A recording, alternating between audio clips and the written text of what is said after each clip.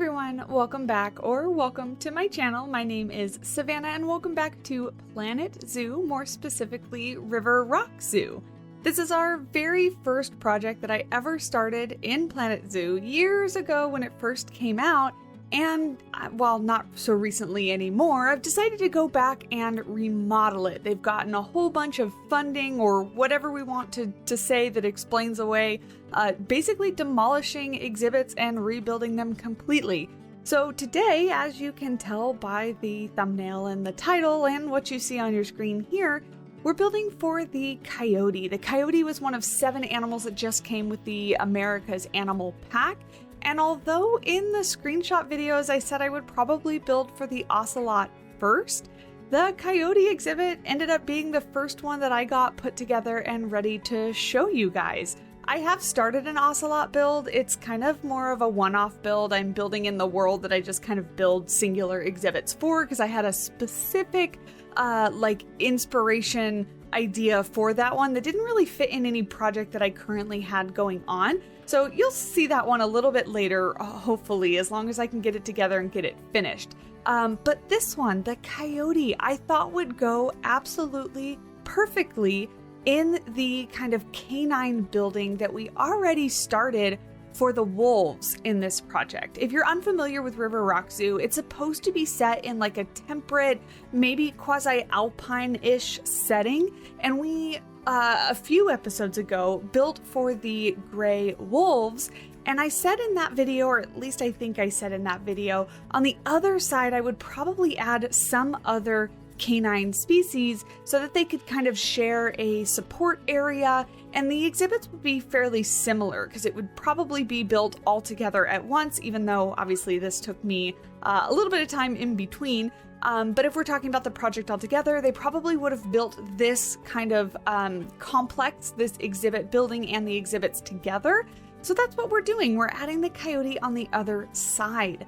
This exhibit really didn't take me too long to put together. In total, this build is about 2.5 hours, and I'm going to be a good YouTuber here and tell you that I do have a second and also third channel, but the second channel is called Simply Unwind, and I do upload all my real-time builds with simply just gameplay music and gameplay sound, so that if you want to see me build in real time, you can. I do also have a couple other playthroughs that are zero commentary, just gameplay music for you if you want to put it on while you're studying or relaxing or doing chores or playing games yourself, whatever you may want to use it for. It's all over there on the Simply Unwind channel. It is linked down below if you want to check it out. But back to this build, we are adding some back kind of holding spaces for the coyotes. I do end up splitting this into 2. And it does have some guillotine doors, and I do pull some cameras actually off the workshop.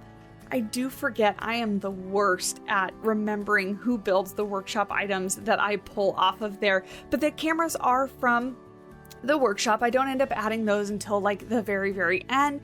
But the idea being is that keepers could see if the coyote successfully shifted or not, and that way if it's safe or not to enter that space. I would imagine, maybe there's a combination of protected contact or a full contact caring for these animals, in that, sometimes like I did work with coyotes before for a brief time, and there were keepers that could work open contact with them. They could just go into the exhibit, work with them while the coyotes were sharing space, but then there was other keepers that the coyotes didn't get along with or just didn't know very well, and so we did have to shift them into separate holding spaces while we took care of the service for the exhibit that the coyotes lived in.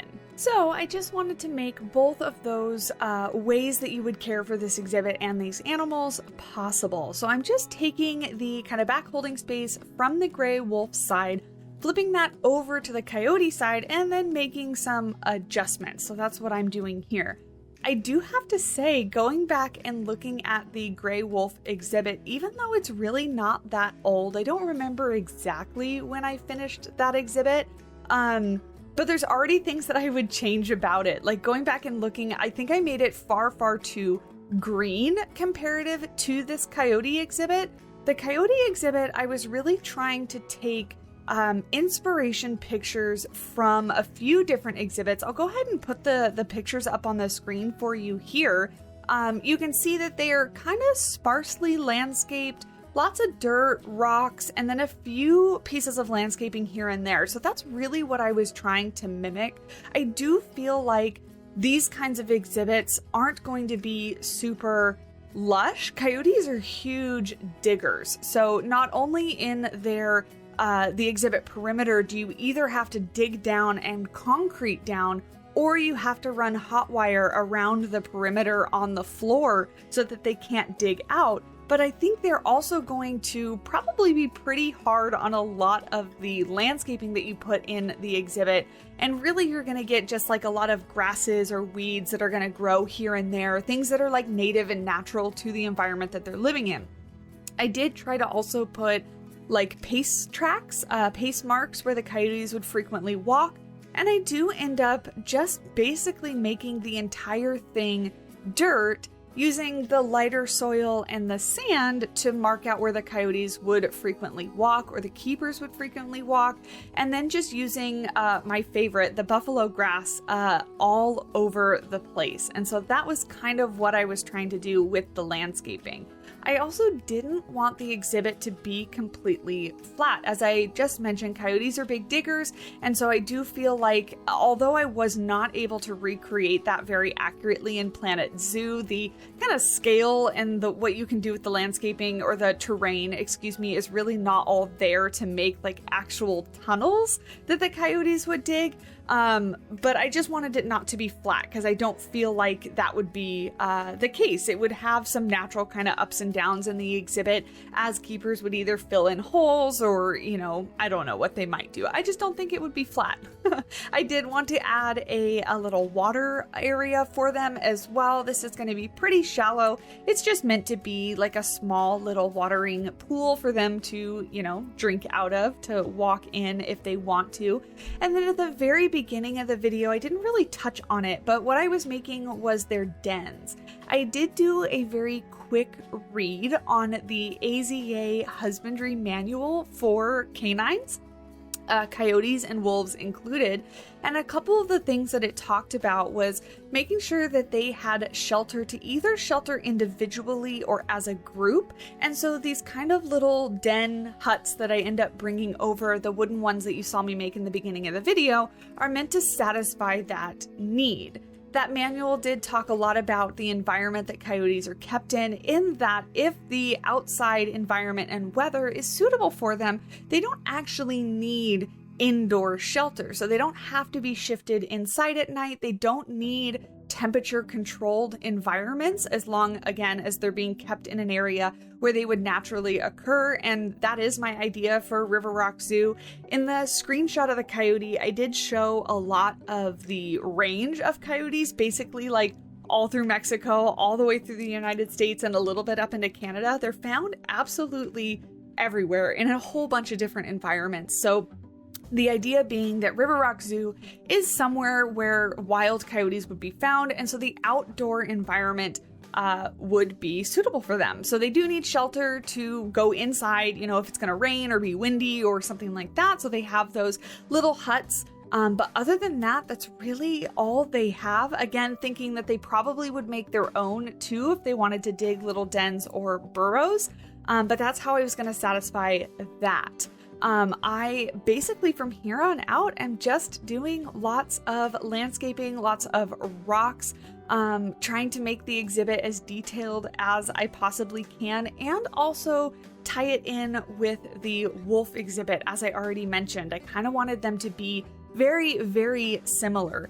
One of the things that I didn't finish with this exhibit, jumping ahead just a little bit, is I'm so bad at guest areas.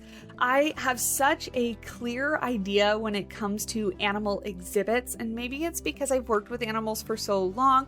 That's kind of where my skill set and my knowledge lies when it comes to the guest side of things and what I would put out there for them to see or sit on or interact with, or just landscape and decorate for the guests. I really do kind of struggle. So you'll see that I do leave the outside guest portion of this exhibit very plain. I think I add a couple benches and a couple trash cans and maybe a tree or two and a couple bushes. But other than that, I really don't do much. I kind of wanted to leave it open to see what I was going to do across the way with the saltwater crocodile building. So in the idea of remodeling River Rock Zoo, the idea is not to just demolish everything and start completely from scratch. My idea is that all these buildings, all these exhibits did exist before, and we truly are just remodeling the zoo. Now, in some cases, some exhibits are brand new and built from the ground up, or moved in different locations. But as far as the crocodile building goes, I kind of want to keep maybe like an American reptile building in that location. I probably will do something a different size, different shape, completely different look, but I kind of want it to stay there. So I kind of was trying to wait to figure out what I wanted to do with that before I went too crazy on the guest facing side of things. You saw really quickly there, I was trying to add just a little bit of terrain variant in the zoo. I don't want it to be completely flat. I wanted it to have some sort of variant and just be a little bit more natural, you know? Nothing, any zoo or park I've ever been to is like 100% completely flat. So although it's really, really subtle, I kind of want to throw those things in here and there. In terms of items used from the new pack, let's talk about it a little bit, because this is, of course, my very first build with the new America's Animal pack. I really didn't use a whole lot from the pack itself. I really kind of used some of the pieces in the Ocelot build that I'm working with, but because River Rock Zoo has such a specific style already, and I really was trying to blend this in well with the Gray Wolf exhibit, I really didn't use a whole lot of those pieces. But my plan going forward for River Rock Zoo is, of course, to continue doing the remodeling. I think next, I can't really say what I'll have inspiration for next. I really am trying to just build when I'm inspired and not force anything. I'm also really struggling with a back injury at the moment, so being at my desk, although I do now have a sit-stand desk, which is super, super nice, being at the computer for long periods of time has been incredibly difficult for me. I'm also traveling for work very soon, and so I'm trying to balance all the content in between all of that. And all that being said is just saying that content I know has been a little slower, but I'm not going anywhere, and I am continuing to build. I do have some Planet Coaster 2 things in the works. That's a whole nother story that's been a little difficult for me to find inspiration in, but I do have a bunch of Planet Zoo inspiration and ideas going forward.